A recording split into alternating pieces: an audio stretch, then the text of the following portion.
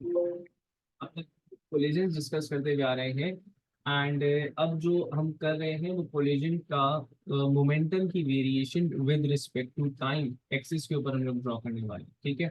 तो वो जो एक स्टैंडर्ड हम लोग के पास एग्जांपल चल रही थी, हम लोगों ने उस एग्जांपल को लिया, standard example as in two objects moving towards each other oppositely directed with different velocities collide into each other, apply some forces on each other equal and opposite, और उसके बाद after the collision they move back in opposite direction with different velocities. तो mass one u1 से आ रहा था, v1 से गया, मास to u2 से आ रहा था, v2 से गया, their direction has been changed, ठीक है।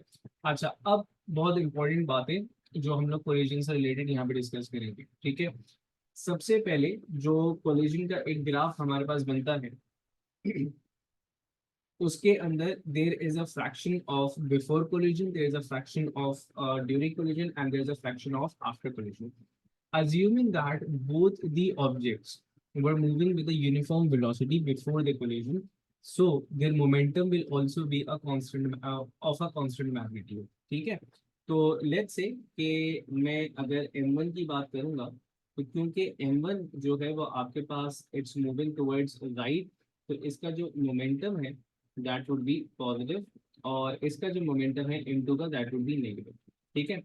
थोड़ी देर के लिए अज्यूम कर लेते हैं, मैं इसको P1 एंड P2 कह देता हूँ। थोड़ी देर के लिए अज्यूम कर लेते हैं, चलिए अज्यूम ना भी करें। Their momentums are unequal, momentums velocities या फिर मासेस की वजह से अनइक्वल है।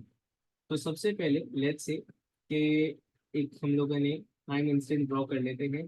This is the time instant before the collision, okay. This is the time instant during the collision and फिर आफ्टर द कोलिजन, ठीक है। बिफोर द कोलिजन जो हमारे पास m1 है, उसका मोमेंटम इट वाज पॉजिटिव और सर्टेन वेलोसिटी, ठीक है, और वो टाइम के साथ यूनिफॉर्म था, ठीक है। एंड बिफोर द कोलिजन जो आपके पास m2 है, उसका momentum was also negative, constant but negative. तो let me draw it with a different colour. तो मैंने कहा ये नेगेटिव दूसरा मोमेंटम हो गया आपके पास, ठीक है। नाउ ड्यूरिंग द कोलिजन अब आपके पास क्या होगा, there would be a force on each of the क्या कहते हैं ऑब्जेक्ट्स, ठीक है। अब ऑब्जेक्ट वन के ऊपर जो फोर्स लग रही है, मतलब इस वाले जिसको मैं ग्रीन से रिप्रेजेंट कर रहा हूँ, उसके ऊपर फोर्स लग रही है ऑन दिस साइड, ठीक है, इसकी तरफ से। तो फोर्स की डायरेक्शन टुवर्ड्स लेफ्ट हो गई। अब अगर मैं मोमेंटम और टाइम ग्राफ को देखूं, तो मोमेंटम टाइम ग्राफ का जो ग्रेडियंट होगा वो मुझे फोर्स की इंफॉर्मेशन देगा, वो मुझे बताएगा व्हाट द फोर्स इज, ठीक है। Since the force is in negative direction, तो अब इसका जो ग्रेडियंट आएगा वो नेगेटिव डायरेक्शन में आएगा, ठीक है। And there would be a change in its moment, ठीक। सो लेट्स से कि मैंने कहा कि बिल्कुल क्योंकि हमारे पास वैल्यूज नहीं है, तो हम रैंडमली इसको बना रहे हैं, लेकिन हम बना बिल्कुल वैसी रेंज जैसे इसको बनना चाहिए, ठीक है। सो लेट्स से कि मैंने कहा कि this was the change in the momentum, ठीक है। एंड आफ्टर द कोलिजन दोबारा it move with the constant momentum, तो ये है आपके पास, ठीक है। So this is the momentum of the mass m1 before collision, this is the momentum after the collision. अच्छा, अब you can see that the momentum after the collision is now on the negative axis, वो इस चीज को represent कर रहा है, क्योंकि after the collision it move backward opposite direction में ट्रैवल कर रहा था, तो उसका वेलोसिटी की वजह से उसके मैग्नेटिक उसकी जो मोमेंटम है उसकी डायरेक्शन भी जो है वो आपके पास ऑन दी अदर साइड आ गई, नेगेटिव साइड पर आ गई। अब एक इम्पॉर्टेंट पॉइंट, आप लोगों को यहाँ पे ग्रिड तो बहरहाल नजर नहीं आ रही है, लेकिन मेरे पास ये ग्रेडेड पेज है, ठीक है। तो उसका कौन सा फीचर मैं इस्तेमाल कर रहा हूँ इसको मैं बताता हूँ। देखें, इस वक्त जो चेंज इन मोमेंटम आएगा according to second and third law use करके हम लोग एक चीज डिस्कस कर चुके हैं, जो change in momentum object one के अंदर आ रहा है उतना ही change in momentum object two के अंदर आएगा, ठीक है। So the change in momentum of object one is यहाँ से लेके यहाँ तक,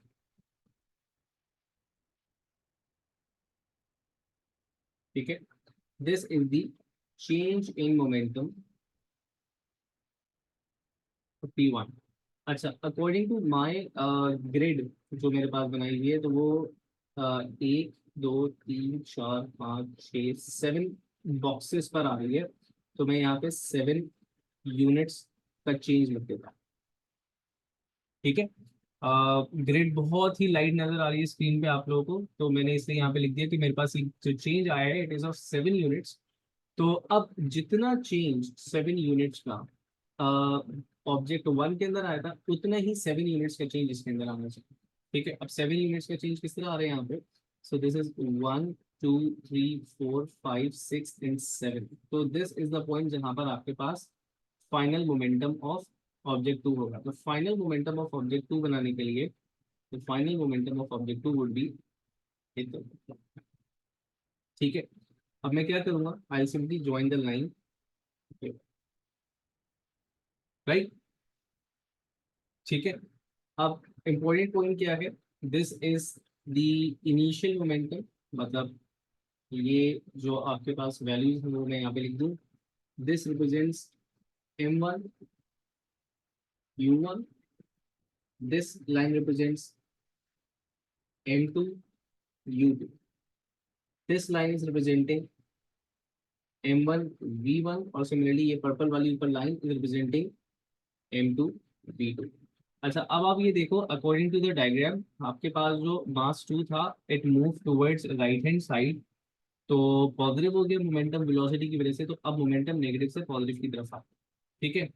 अच्छा, अब ग्रेडियंट्स के ऊपर बात करें। देखें इसको, मैं यहाँ पे इसको नाम देता हूँ ग्रेडियंट वन। ये gradient one is representing F1। ठीक है, फोर्स ऑन ऑब्जेक्ट वन। ठीक है, या फिर मैं इसको तरीके से पूरा लिख ही देता हूँ ताकि this is force on M1। ठीक है, and it's towards left hand side, तो वो उसका नेगेटिव ग्रेडियंट इसको शो कर रहा है। सही। अच्छा, ये जो है आपके पास, इसको मैंने कहा, मैं ग्रेडियंट टू का नाम देता हूँ, और मैं इस तरह कहूँगा this is force on M2। ठीक है। Now, since both the forces are equal and opposite, so the gradients must be equal and opposite. तो मैं ये कह सकता हूँ कि G2 is equals to minus G1। ठीक है। लेट्स से कि अगर इसकी वैल्यू इज 14, तो ये 14 न्यूटन की फोर्स को रिप्रेजेंट कर रहा है, और इसका ग्रेडियंट आपके पास -14 आना चाहिए, क्योंकि दोनों के ऊपर फोर्सेज जो है वो इक्वल मैग्नीट्यूड के साथ लग रही है। ठीक है। So this is how the collision graph is suppose to be, and I don't think so ये बहुत ज्यादा टफ होगा। एनी क्वेश्चन यहाँ पर जो आपको पूछना हो? No question. Everything is clear? Yes. चलो, now let's move towards some questions before we move on towards the next concept. तो हमने से क्वेश्चंस बड़े सारे करेंगे। काइनेमैटिक्स हो, डायनेमिक्स हो, या फोर्सेस का जो चैप्टर है इसके बाद वाला जो हम स्टार्ट करेंगे, फुल डेंसिटी प्रेशर, इसमें आप, वैसे तो पूरे एएस के लिए बात वैलिड है, बट स्पेसिफिकली इनके लिए, क्योंकि इनके अंदर वेरिएशन ऑफ क्वेश्चन बहुत ज़्यादा है, तो इसकी आप जितनी ज़्यादा प्रैक्टिस करेंगे उतना ही आपका कॉन्सेप्ट जो है वो स्ट्रॉन्गर होता चला जाएगा। बाज़ औक़ात स्टूडेंट क्या मिस्टेक करते हैं कि when they feel like this the concept is not that strong, तो वो लेक्चर्स को again and again go through कर रहे होते हैं। लेक्चर को जब आपने एक दफ़ा देखा एंड यू फील लाइक कि आपको लेक्चर समझ में आ गया है, तो going through the lecture again and again is simply a waste of time. ठीक है ना, आप अपना टाइम वेस्ट कर रहे हो। ठीक है, चाहे मेरा ही लेक्चर आप बार बार देख रहे हो, चाहे किसी और का लेक्चर आप बार बार देख रहे हो, that's totally a waste of time अगर आपके कॉन्सेप्ट क्लियर होते हैं। What you need to do is you need to attempt some past papers. ठीक है, जितने ज़्यादा करेंगे उतना ज़्यादा आपको कॉन्सेप्ट इंशाल्लाह क्लियर होगा। चले, so this is question two, मैं इसका रेफरेंस पहले लिख लेता हूँ। ठीक है, this is question two, paper 2 1, May June 19।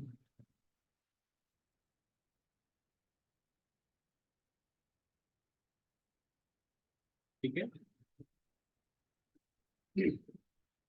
चलो, वो कहता है a block X slides along a horizontal frictionless surface towards a stationary block Y as illustrated।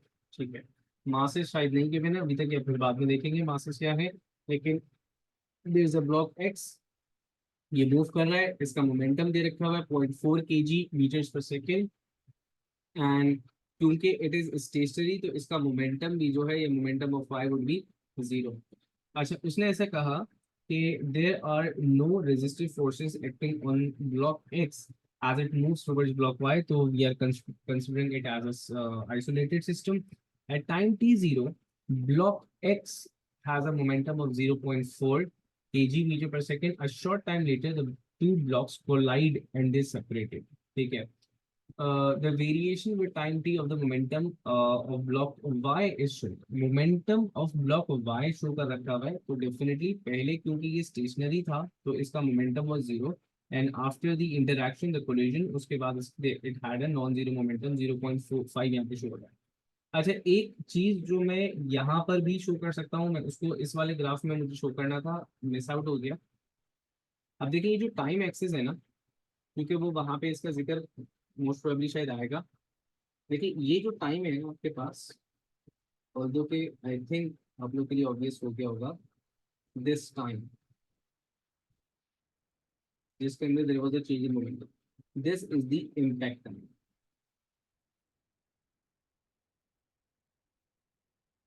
छोटी सी बात है, impact time as in the time during which the two objects were in contact with each other, तो usually this time is very small। ठीक है, मिली seconds 5 seconds के अंदर ये आपको टाइम टेबल होगा, and this time is very small, and you can see that कि time of interaction दोनों के लिए सेम होता है, जितना चेंज इसमें आना है इसी टाइम के अंदर आएगा, जितना चेंजेस के अंदर आना है इसी के अंदर आएगा। ठीक है, तो छोटी सी बात थी, moving back towards the question, उसने आपसे कहा कि the variation of block Y is been represented, तो ब्लॉक y का हमें पता चल गया कि after the collision it would be moving towards right with the momentum of 0.5। ठीक है, अब उसने क्वेश्चन क्या पूछा है, उसने बोला डिफाइन लीनियर मोमेंटम सबसे पहले। अच्छा, ड्यूरिंग प्रैक्टिस क्या होता है, हम ये जो छोटी छोटी एक एक दो दो नंबर के सवाल होते हैं ना, इसको स्किप करते हैं, बोलते हैं let's move towards the mathematics. ये नहीं करना आपको, आपने हर छोटी से छोटा सवाल, हर छोटे से छोटा पार्ट को अटेंड करना है, ताकि वो आपका जो टाइम मैनेजमेंट है ना उसके अंदर काउंट होगा कि एक्चुअल आपको टाइम पूरा सवाल करने में कितना है। तो लीनियर मोमेंटम को आप किस तरह डिफाइन करोगे, लीनियर मोमेंटम इज नथिंग, मैंने लास्ट से लास्ट क्लास में शायद समझाया था कि लीनियर मोमेंटम इज नथिंग, जो कि हम मोमेंटम पढ़ रहे हैं पूरा, दैट्स लीनियर मोमेंटम। ठीक है, तो एक नंबर के लिए ना तो बिल्कुल ही छोटा सा आंसर आप लिख दो, product of mass and velocity. कोई एक्सप्लेनेशन देने की जरूरत नहीं है कि क्वांटिटी ऑफ मोशन और समथिंग, नहीं, एक number product of mass and velocity. अगर एक सवाल आएगा सर 2 नंबर के लिए क्या होता है, तो आप बता देते कि वेक्टर क्वांटिटी है, direction is same as velocity, या फिर आप ऐड कर देते units kg metres per second, या फिर न्यूटन सेकेंड्स। ठीक है, तो ये वाली चीजें अगर ये 2 नंबर के लिए होता तब। ठीक है, उसके बाद इसने बोला यूजिंग फिगर 2.2 द ग्राफ, उसने बोला determine the time interval over which the blocks are in contact with each other. ठीक है, देखें आई गया वो सवाल। तो टाइम जो है डेफिनेटली वो टाइम जिस दौरान the graph is, the gradient is constant, या फिर द वैल्यूज आर चेंजिंग। तो मेरी एक रिकमेंडेशन बच्चों को ये होती है कि ऐसे में ना आप स्केल यूज करके ऐसे इसको डिवाइडर लगा दिया करना। ठीक है, तो दैट इज 40 मिली सेकेंड्स। ठीक है, और ये चीज लाजमी देखना कि यहाँ पे यूनिट्स क्या लिखे हैं। ठीक है, तो 60 से लेके 60th सेकंड से लेके 100th सेकंड तक they were in contact with each other, तो टाइम इंटरवल या फिर इम्पैक्ट टाइम वो आपके पास आ जाता है 40 मिली सेकेंड्स। तो you just have to state it, तो आपने लिख देना है 40 मिली सेकेंड्स। ठीक है, उसके बाद ये बोला describe without calculation the magnitude of the acceleration of block Y from time 80 milliseconds to 100 milliseconds. अच्छा, 80 मिली सेकेंड्स से 100 मिली सेकेंड्स तक एक्सेलरेशन बतानी है विदाउट द कैलकुलेशन। तो देखिए ये 80th सेकंड आ गया एंड ये 100 सेकंड आ गया, इस दौरान the gradient is constant. Gradient is representing force, since force is constant तो मतलब acceleration is also constant and positive. ठीक है, तो 1 मार्क है। ठीक है, तो आपने लिख देना है कांस्टेंट एक्सेलरेशन। आई होप ये कांस्टेंट एक्सेलरेशन वाली बात समझ में आई होगी। ग्रेडियंट जो है वो फोर्स बता, एंड फोर्स क्योंकि डायरेक्टली प्रोपोर्शनल है एक्सेलरेशन की, तो if the force is constant तो इसका मतलब ये है कि आपके पास the acceleration is also constant. ठीक है, 100 मिली सेकेंड से 120 मिली सेकेंड, तो 100 मिली सेकेंड्स के बाद तो ये यूनिफॉर्म, क्योंकि मोमेंटम कांस्टेंट हो गया। मोमेंटम कांस्टेंट होने का मतलब ये है मास तो फिक्स था ही, वेलोसिटी भी कांस्टेंट हो गई। तो मुझे बतानी है सिर्फ एक्सेलरेशन उसकी, तो मैं यहाँ पे वेलोसिटी कांस्टेंट नहीं लिखूंगा, एक्सेलरेशन जीरो लिखूंगा। तो बाज़ औक़ात क्या होता है कि बात हमारी सही होती है, लेकिन जो उसने पूछा गया है हमने एग्जैक्टली वो बात की, उसने ये नहीं पूछा वेलोसिटी क्या है, उसने पूछा एक्सेलरेशन क्या है। तो acceleration is zero, acceleration is zero. ठीक है, अच्छा, अब उसने कहा use figure 2.2 to determine the magnitude of the force exerted by block X on block one. तो जो चेंज इन मोमेंटम आ रहा है ब्लॉक एक्स ब्लॉक वाई का, वो ही वो मैग्नीट्यूड ऑफ फोर्स होगा जो इसने एक्सपीरियंस किया था। ठीक है, वो rate of change of momentum मतलब ग्रेडियंट मतलब फोर्स हमारे पास। तो अब वो ग्रेडियंट में किस तरह निकालूंगा, वी नो दैट कि ग्रेडियंट आपके पास निकलेगा change in momentum over the impact time. Change in momentum इसका 0 से 0.5 तक चलता है, तो change in momentum is simply 0.5, और टाइम हम निकाल चुके हैं दैट इज 40 इंटू 10⁻⁻3। ठीक है, तो इसी कैलकुलेशन को वहाँ नेक्स्ट पेज पे ले जाते हैं।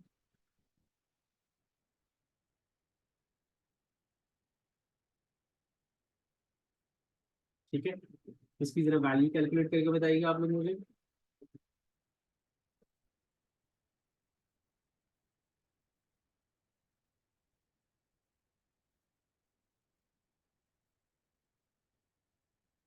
Is it 12.5 Newton?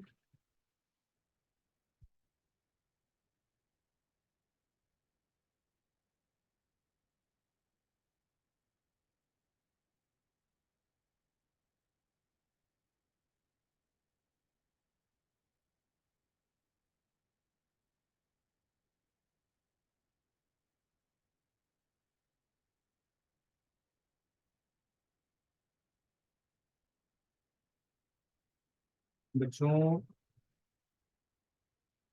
Yes, sir. 12.5। Uh, yes, sir. चलो, गुड हो गया।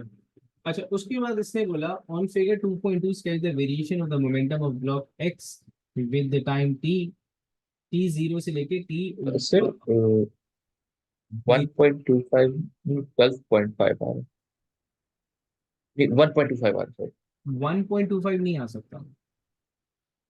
अब हमने क्या, Sir, 0.5 over 40 into 10 to the power of minus 2 या 4 into 10 to the power 0.5 divide by 40 10⁻³ एक सेकंड मैंने इसको विदाउट minus 3. Oh, अच्छा, minus 3 है, minus 3. Okay. मुझे -2 minus कर 2 दिया था है. आपने। Yes, sir. 12.5. ठीक है, 12 मैंने इसको विदाउट कैलकुलेटर सॉल्व किया था। ये सिक्स 12.5, ठीक है। अच्छा, अब स्केच करना है ग्राफ को, ठीक है ना। तो देखें, सबसे पहले देखें हमें फाइनल मोमेंटम तो उसका पता नहीं है। ठीक है ना, हमें इतनी इन्फॉर्मेशन गिवन है कि हम इनिशियल फाइनल वेलोसिटीज हमें गिवन है कि हम कंजर्वेशन मोमेंटम लगाएं। तो हम ग्राफ से ही फाइनल मोमेंटम का पता लगा सकते हैं। इनिशियल मोमेंटम हमें पता है इसका 0 से लेके 60 सेकेंड्स तक कांस्टेंट था, और वो आपके पास था 0.4 kg/s। ठीक है, तो इनिशियल मोमेंटम लेट से इसको रेड कलर से बना लेते हैं डिफरेंशिएट करने के लिए। तो इनिशियल मोमेंटम जो था वो आपके पास 0.4 ऐसा। ठीक है,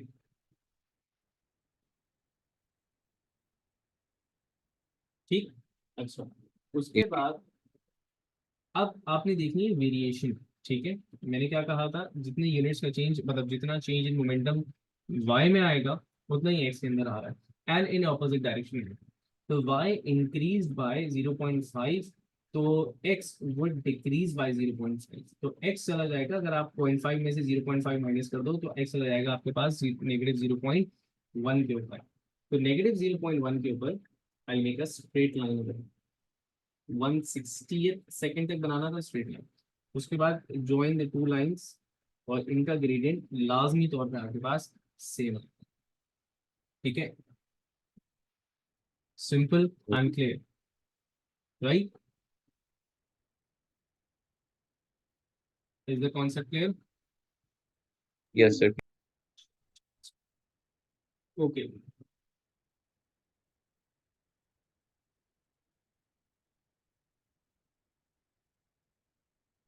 सिमिलर सा सवाल अटेम्प्ट करेंगे यहाँ से।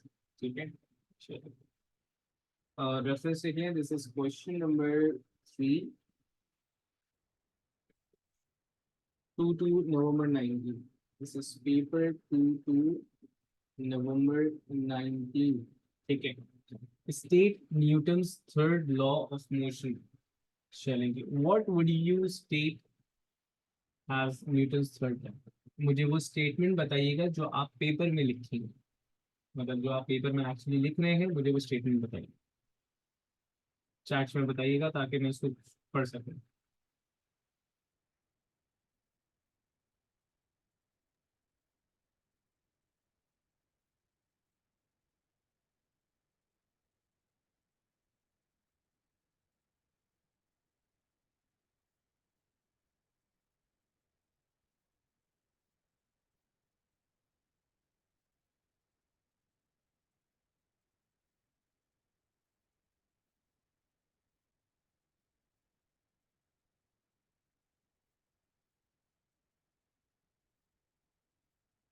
वेटिंग फॉर द आंसर बच्चों।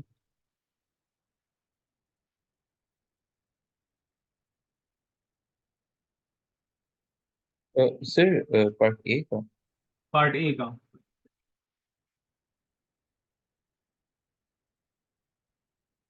एक्चुअली छोटे छोटे से आंसर होते हैं, इसमें हम लोग बहुत माइन्यूट सी गलती कर जाते हैं। न्यूटन थर्ड लॉ बताने में से। Sir, basically, sir, वो for a force there is an equal and opposite reaction. Each force applied.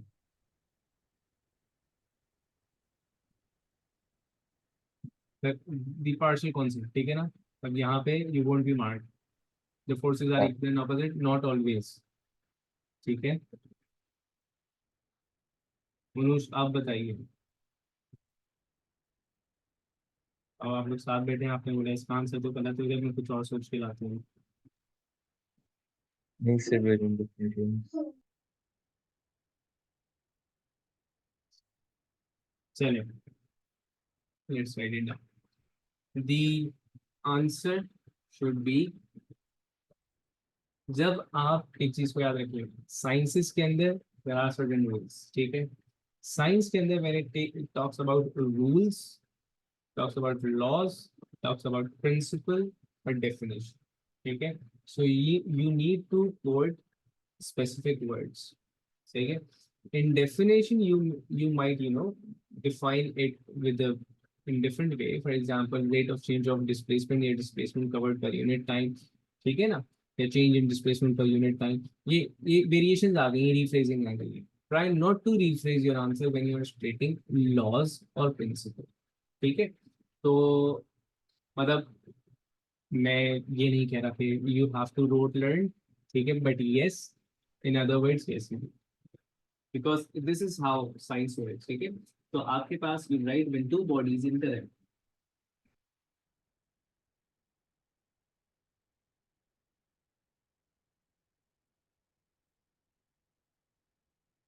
They exert an experience equal and opposite forces from each other या on each other। अच्छा, equally good अगर इसकी जगह आप लिख देते every action वाला statement, तो वो भी आपके पास सही शामिल होता है, examiner would have marked it. And उसकी जगह मतलब एक थर्ड आपके पास क्या कहते हैं स्टेटमेंट है, जो कि बहुत अच्छी नहीं लगती मुझे, बट स्टेटमेंट है एंड वो भी मार्क्ड होती। वो होती कि if body A interact मतलब if two bodies interact या body A and मतलब उसमें loves body A and body B का यूज हुआ है, तो body A and body B interacts तो body A would exert a force and equal amount, ये वाली चीज है कि body B भी उसके ऊपर उतनी फोर्स लगाएगी, तो ये भी आपके पास वो बेस्ट मतलब बेस्ट आंसर तो नहीं है, लेकिन ये कि वो शामिल हो जाएगा। Best one is written in blue. उसके बाद आपके पास second option every action of a force has equal and opposite reaction, ये ऑप्शन 2 है आपके पास, थर्ड ऑप्शन ऑपोजिट। ठीक है, चलें। बहरहाल ये दोनों स्टेटमेंट जो हैं वो आपके नोट्स के अंदर लिखी हुई है, राइट। चलिए, उसके बाद वो बोलता है the block X of mass M X slides in straight line along a horizontal frictionless surface as shown in figure 3.1। ठीक है, the block x moving with the speed 5v collides head on with a stationary block y somewhat similar जो हम लोगों ने भी पढ़ा था of mass my। The two blocks stick together and they move with common speed v. Now that's something different. Use conservation of momentum to show that the ratio my and mx is equals to 4y। अच्छा, तो उसने आपको तरीकेकार भी बता दिया कि you have to use conservation of momentum to show this ratio equals to 4, right. अब conservation of momentum किस तरह लगेगा आपके पास, because they are sticking together, तो आपको पता है कि एम एक्स इंटू 5b, या फिर मैं एक जनरल स्टेटमेंट पहले लिख देता हूँ। ठीक है, वी नो दैट के m1 u1 plus m2 u2 बराबर होगा m1 plus m2 into a combined velocity v। ठीक है, तो m1 की जगह I am gonna right my, u1 की जगह I am gonna right 5v। अच्छा, क्योंकि आपके पास u2 जीरो है तो पूरा m2 u जीरो हो जाएगा, m2 u2, तो वो उसकी जगह लेट से हम कुछ भी नहीं, राइट। उसके बाद we have m1 plus m2। ठीक है, तो m1 प्लस m2 की जगह हम लिखेंगे m1 mx plus my moving with velocity v। ठीक है, अच्छा अब करना क्या है, सबसे पहले तो v एंड v को कैंसिल आउट कर देते हैं। ये आपके पास बचेगा 5 इधर, और ये वाला जो mx है मैं उसको इधर ले जाकर के डिवाइड करवाऊँ। ठीक है, तो अगर मैं इसको इधर ले जाके डिवाइड करवाता हूँ तो ये हो जाएगा mx by mx plus my, this is my by mx। ये आपके पास हो गया 1, जो कि ऑन दी अदर साइड जाकर के माइनस हो गया। ठीक है, तो my over mx equals to 4 आ गया। ठीक है, ये वाला स्टेप समझ में आया ना आपको, ये जो वन हुआ था एक्चुअली कैंसिल आउट नहीं हुए, इनका रेशो वन था, और इस रेशो को मैं वन को उधर ले जाकर के मैंने सब्ट्रैक्ट करवा दिया इक्वेशन से। ठीक है, चलो उसके बाद वो आपसे पूछता है calculate the ratio of total kinetic energy of X and Y after collision, total kinetic energy of X and Y before the collision. ठीक है, सो देखिए total kinetic energy, the total kinetic energy of X and Y after the collision, since वो stick together कर गए थे, तो वो आपके पास हो गया था M X plus M Y, और ये आपके पास है वी स्क्वायर, क्योंकि वेलोसिटी थी वी। अच्छा, एंड क्योंकि आपके पास ये तो जीरो है, तो सिर्फ इसकी काइनेटिक एनर्जी आपके पास कंसिडर की जाएगी, तो वो हो जाएगी half M X and 5v square.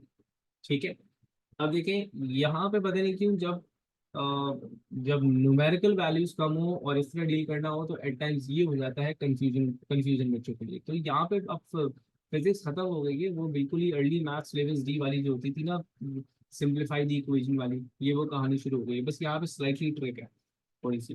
तो मैं इसको एक स्टेप बढ़ा रहा हूँ आसानी के लिए। तो कुछ कैंसिलेशन में यहीं पे कर लेते हैं, एक काम करते हैं। मैं हाफ एंड हाफ ना यही कैंसिल आउट कर देता हूँ, वी भी कैंसिल आउट होगा लेकिन स्क्वायर लेने के बाद कैंसिल करेंगे।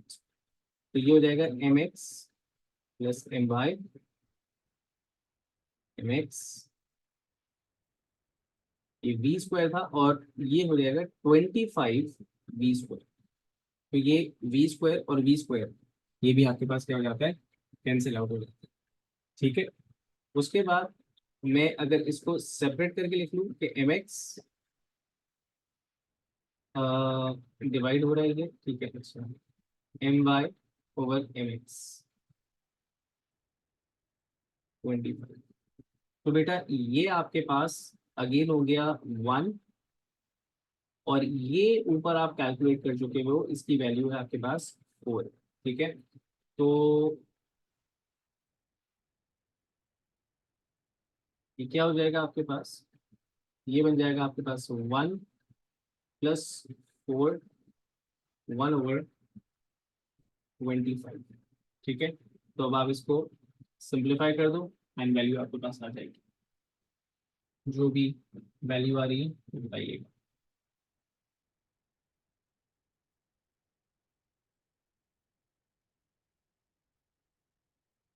इट्स 29/25।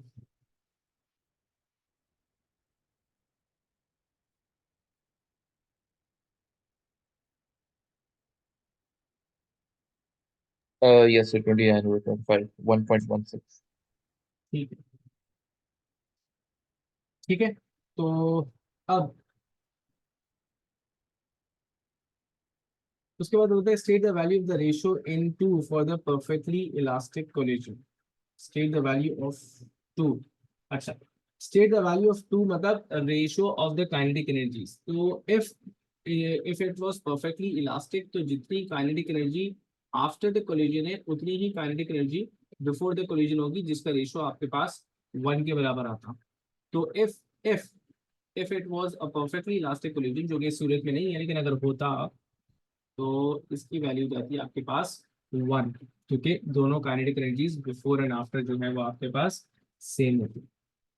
ठीक है, चलिए, ठीक है। अब any question. No.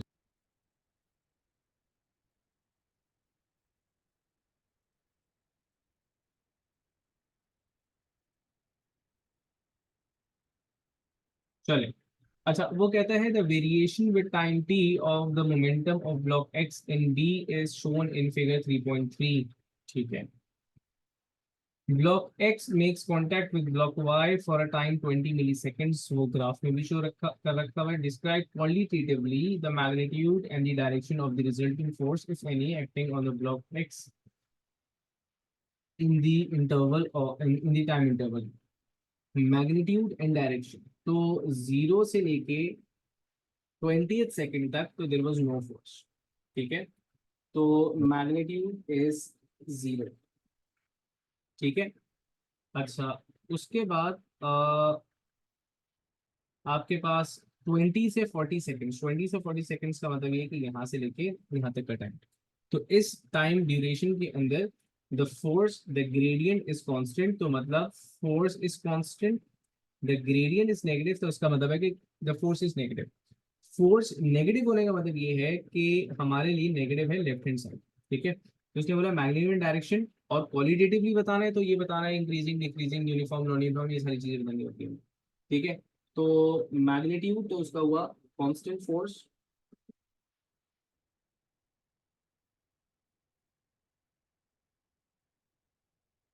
Towards left.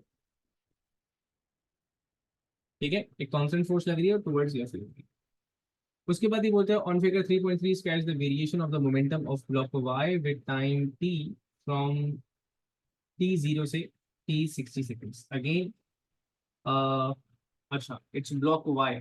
So block Y was initially at rest, तो उसका मोमेंटम फॉर फर्स्ट 20 सेकेंड्स, अब मैं सेपरेटर्स नहीं लगा रहा हूँ, आई होप इतने एक्सपर्ट हो गए होगे, तो इट वाज 0।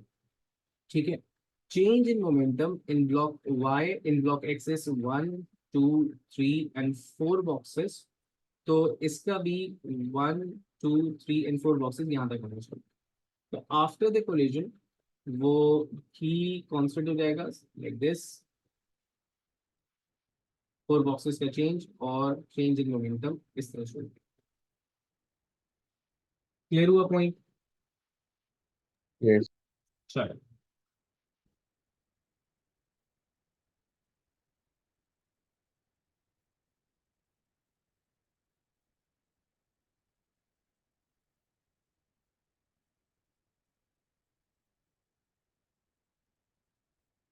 अच्छा, इट्स अ वेरी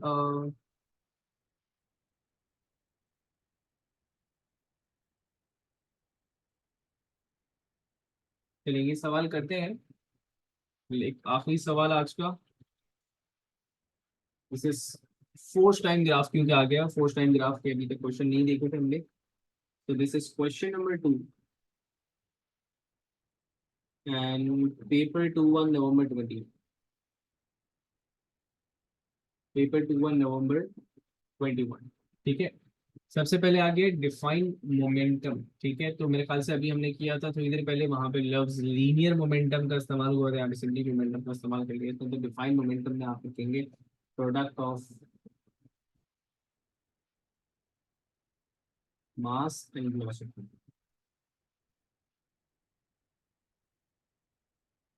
ठीक है, चलिए I hope you are getting के मैं क्वेश्चंस हम लोग किस तरह कर रहे होंगे।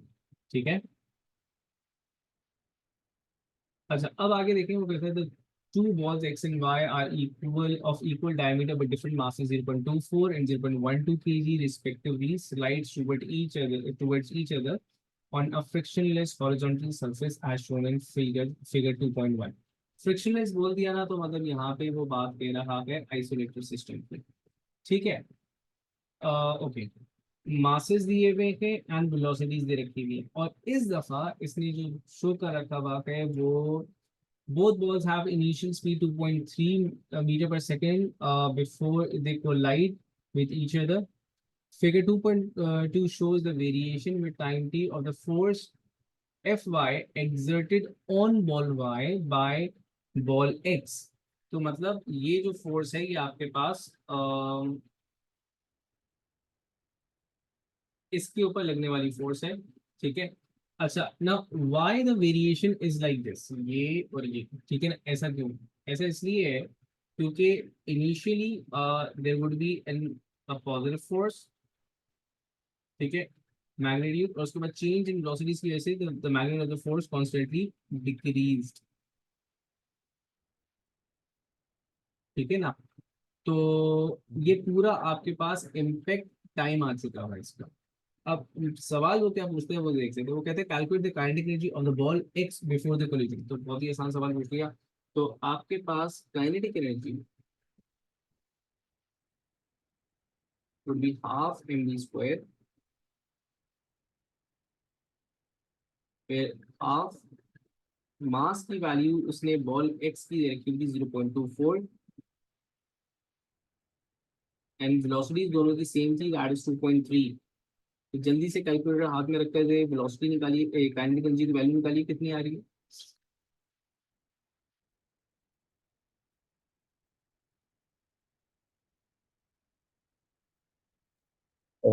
Sir, 0.6348. 0.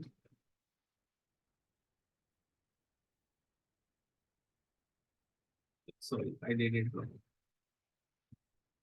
0.6348, तो हम उसको 0.63 ही लिखेंगे।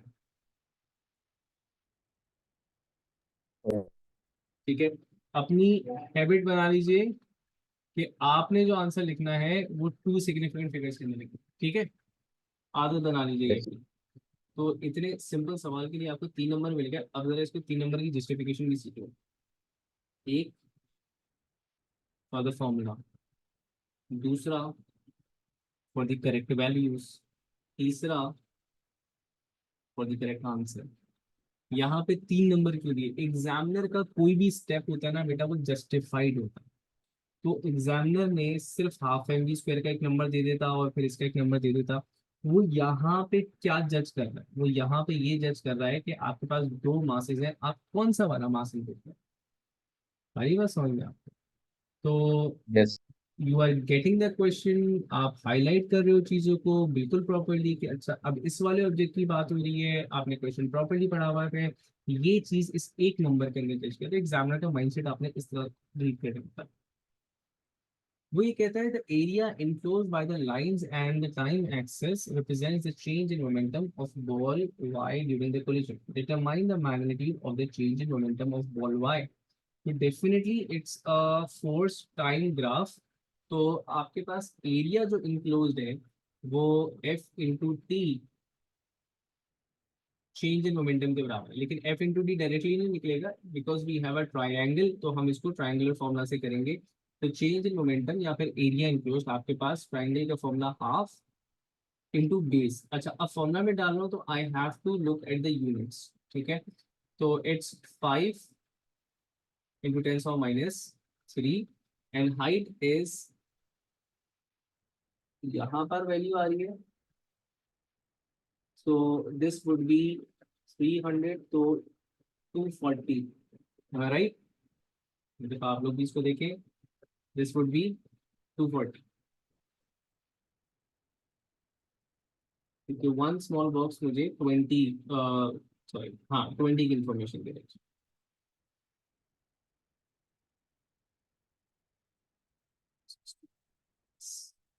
ठीक है, चलिए।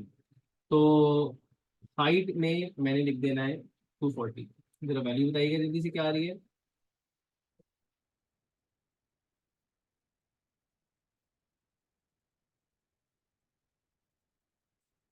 तो हम लिखते हैं।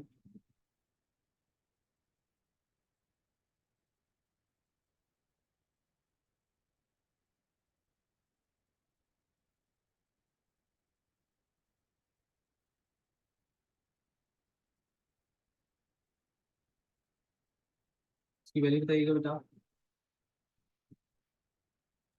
Yes sir.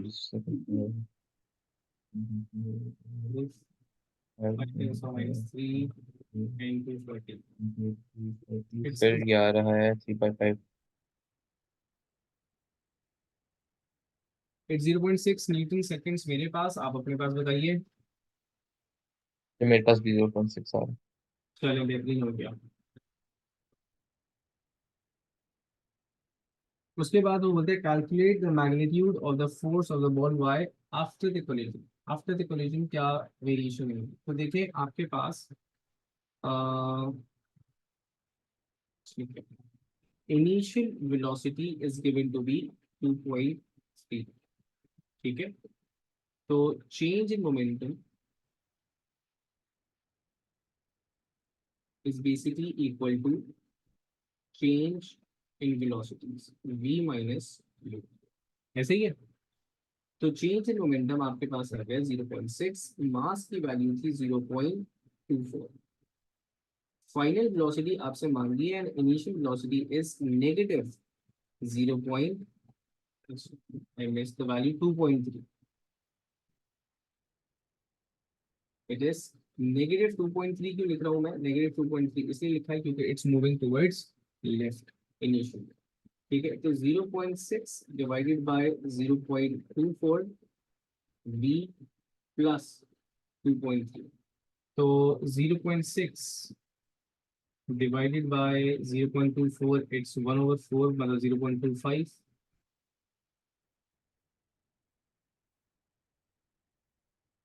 6 divided by 0.24,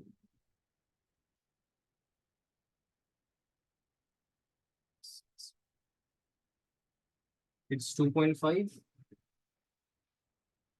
minus 2.3 करूंगा तो I get the final velocity.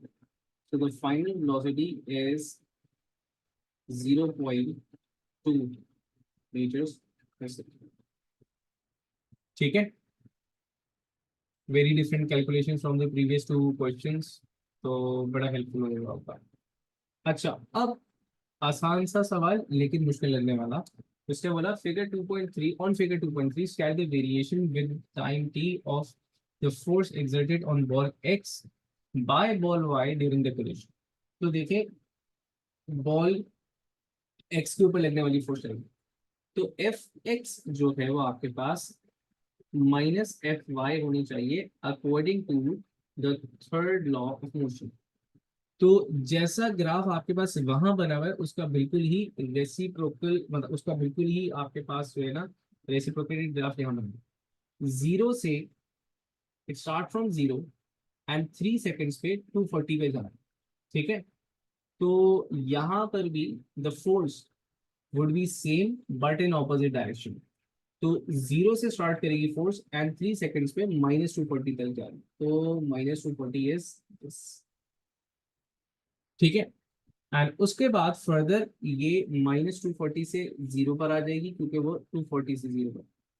तो ग्राफ एग्जैक्टली वैसा, लेकिन उसका रिफ्लेक्शन बन जाएगा ऑन दी नेगेटिव एक्सिस, क्योंकि जो तो एफ वाई वाला ग्राफ था आपके पास वो कुछ ऐसा था, ये उसका रिफ्लेक्शन है, ये हो गया F is the point clear. Yes.